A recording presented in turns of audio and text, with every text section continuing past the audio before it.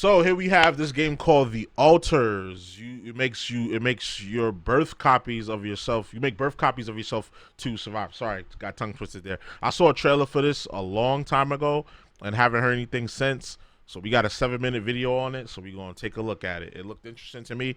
Let's see if it interests you. That I had to follow. Or was there ever another way?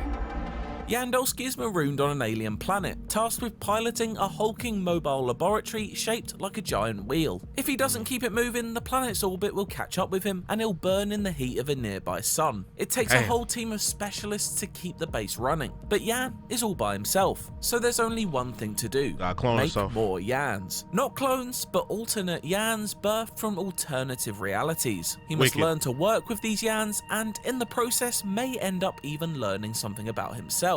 This is the crux of The Alters, an introspective survival game about self-discovery as much as it is about seeking an escape plan from an alien planet. Very unique premise. I like it. Very unique premise. I like it. There's high stakes.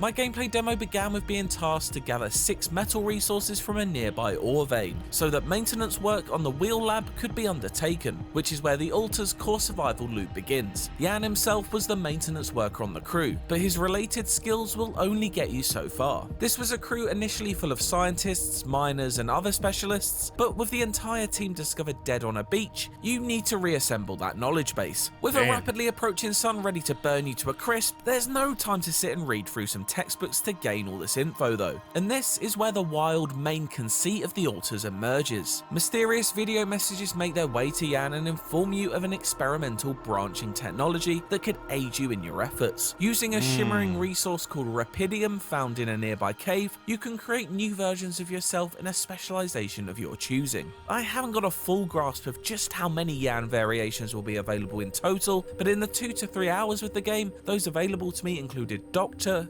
Shrink, Refiner, Worker, Miner, Scientist, Guard, and Botanist. Each comes with their own perks and bonuses that will help you and the other Yans work out what has happened to your lost crewmates and how to escape. But while each of the Yans may differ from one another in vocations, they all crucially share a backstory. The lab's quantum computer allows you to revisit events from Yan's life, such as meeting his partner or leaving university, and the many other decisions he made leading up to joining the space mission at 35. These are all presented as choices, and how you navigate each Yan's life determines what variant is summoned into the game. For example, if you opt to stay living at home instead of moving away from your family, you'll create Technician Yan, who is 50% more efficient when doing base maintenance. This unique system offers an interesting... That is an interesting concept. Like, to go back and see...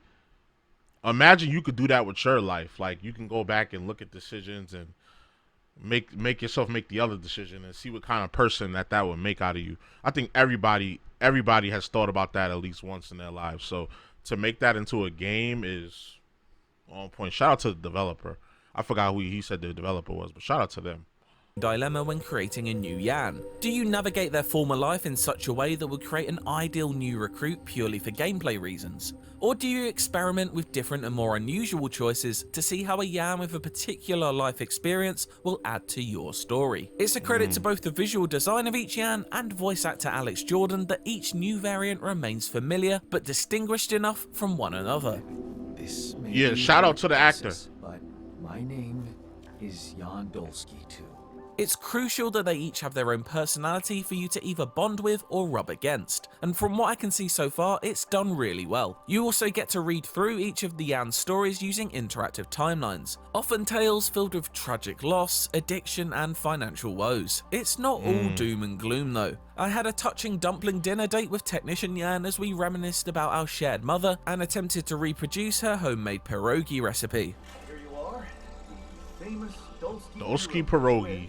Interstellar twist.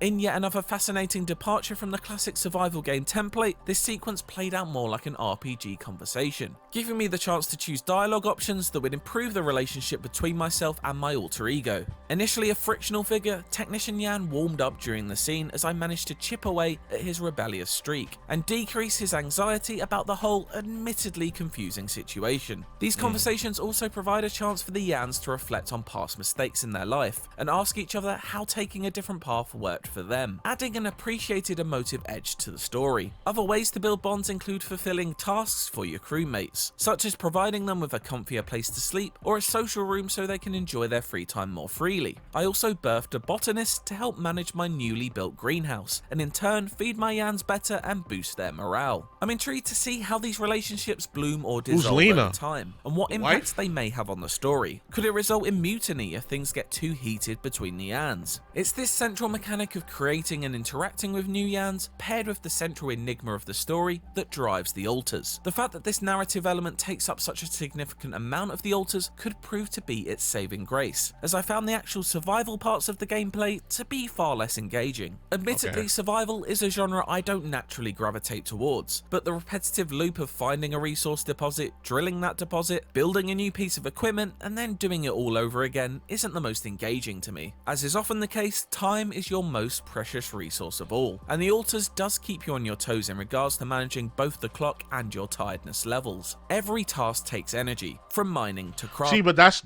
inherent. That's the nature of survival games. You have to kind of excuse me. You have to kind of like that stuff. I don't really like that stuff, but I like the story that comes with it, and I like the outcome that comes with it.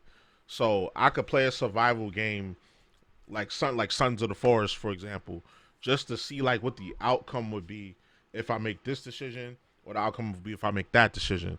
So I think what's gonna drive this game is definitely gonna be the narrative and how you interact with the other gens and what type of gens you create. I wonder if you could do like a Savage kind of playthrough, like where you just make all bad decisions and you just fuck everything up. And I wonder how many different types of endings there are based on what type of crew you have. So that's going to be interesting to see. So it's key to manage that. Sleeping for longer gives you more energy to use throughout the day, but this of course means you have less time to work on fixing the lab during your waking hours. And when a murderous sun threatens to reduce you to ashes, every minute is precious. Better get your ass in there. Come on. Come on. When you do find time to take a breath, cookie. there's a great amount of tangible sci-fi gadgetry and iconography to take in. These range from static-filled phone calls from across the stars to the psychedelic sheen of rubidium deposits, all the way to DNA samples used to create Molly the sheep. A seemingly innocent bystander you can pet freely. I'm not sure what part Molly plays in the story yet, but you bet she must do.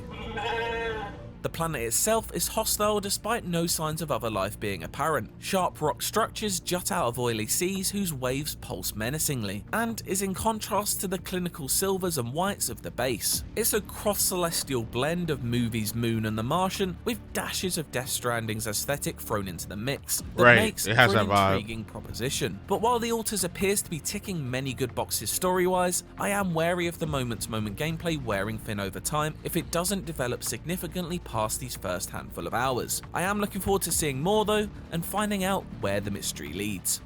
For more on the Altars, check out the latest trailer, and for everything else, stick with IGN. That's the one we saw. It was the partner preview. That's what we saw before. But yeah, this game looks very interesting. Again, like I'm more focused like the survival elements. I'm not like, oh my god, this is the greatest groundbreaking gameplay. But I'm more interested in the story aspect and how the different gens relate to each other based off the different life events you went through and their skill sets. And also, again, I wonder if there's different endings, and I wonder what are they holding back, because every time you have a game that comes out, there's always something that the developer's holding back. So what's that element of the game that they're holding back from us that'll maybe take this game to the next level, that'll make or break the game? I don't know. So what y'all think about this? Let me know. I'm going to keep an eye on this because it's interesting to me, but let me know what y'all think down in the comments, all right? So you already know the vibes. Like, comment, subscribe, all that good stuff. It's your boy JusticeXFalls, we out. One.